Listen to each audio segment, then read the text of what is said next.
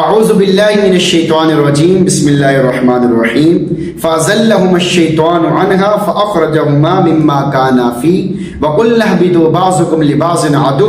ولکم فی الارض مستقر ومتاع الی حین سورۃ البقرہ آیت نمبر 36۔ فازلہم الشیطان عنہا، پھر ہوا یہ کہ شیطان نے ان دونوں کو وہاں سے ڈگمگا دیا، یعنی شیطان نے ممنوع درخت کھلانے کے ذریعے حضرت آدم و حوا علیہ السلام کو ڈگمگا دیا۔ فاخرجہما مما کانا فی، اور جس میں وہ تھے اس سے انہیں نکال دیا، یعنی جس عیش و عشرت میں، راحت و سکون میں، عزت و کرامت میں تھے، شیطان نے وہاں سے نکال دیا۔ اور کیا کہہ کے نکالا کہ اگر اس درخت کو کھاؤ گے تو جنت میں ہمیشہ رہو،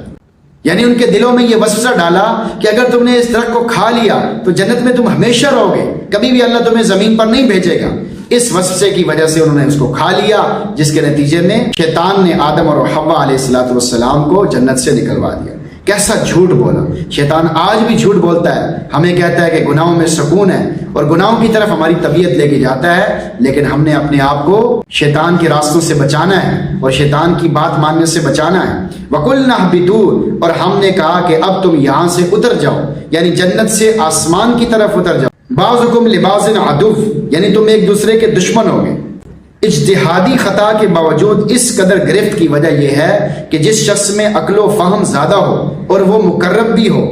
اس پر آزمائش زیادہ ہوتی ہے کہ تم نے زیادہ غور سے کام کیوں نہیں لیا۔ لہذا یہ گرفت حضرت آدم علیہ السلام کی کمال اور ان کی مقبولیت کی دلیل بنتی ہے، یعنی آدم علیہ السلام کی جو گرفت ہوئی، اللہ تعالیٰ نے ناراضگی کا اظہار فرمایا۔ اس سے یہ پتہ چلتا ہے کہ آدم علیہ السلام کا اللہ کے ہاں بڑا مقام تھا، جس کی وجہ سے اللہ تعالیٰ نے ان کی گرفت فرمائی۔ حالانکہ یہ اجتہادی خطا ہے، مجتہد اگر کسی صحیح بات تک پہنچ جائے، حقیقت تک پہنچ جائے تو اس کو ڈبل ثواب ملتا ہے، اور اگر اس سے اجتہادی خطا ہو جائے تب بھی اس کو ایک ثواب ملتا ہے غور و فکر کرنے کا۔ وَلَكُمْ فِي الْأَرْضِ مُسْتَقَرٌّ وَمَتَاعٌ إِلَىٰ حِينٍ، تمہارے لیے ایک مدت تک زمین میں ٹھہرنا ہے اور کسی قدر فائدہ اٹھانا ہے، یعنی دنیا میں ہمیشہ نہیں رہو گے بلکہ ایک وقت معین تک رہو گے، قیامت کے دن تک وہاں رہو گے، وہاں کی چیزوں سے بہرہ مند ہوگے، پھر ہمارے ہی سامنے آ جاؤ گے،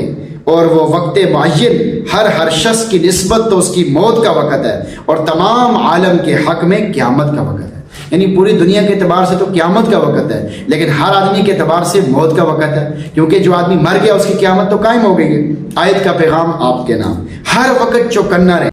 شیطان صرف گناہ گاروں پر ہی حملہ آور نہیں ہوتا بلکہ وہ نیک لوگوں پر بھی حملہ آور ہوتا ہے، لہذا ہر کسی کو ہر وقت چوکنا رہنا چاہیے کہیں مجھے یہ اللہ سے دور نہ کر دے۔ وسوسہ اندازی انسان کو راہ راست سے دور کرنے کا ایک مؤثر حربہ ہے، اسی لیے جن شیطان اور انسان شیطان لوگوں کو راہ راست سے ہٹانے کے لیے وسوسے ڈالتے ہیں، شکوک و شبہات پیدا کرتے ہیں، پھر انسان گمراہی کی طرف چل پڑتا ہے۔ انسان شیطان سے بچنے کے لیے ضروری ہے کہ آپ ایسے آدمی کے پاس بیٹھے ہی نہ، ورنہ وہ آپ کو شکوک و شبہات میں مبتلا کر دے۔ شیطان انسانوں میں سے بھی ہیں، شیطان جنوں میں سے بھی ہیں،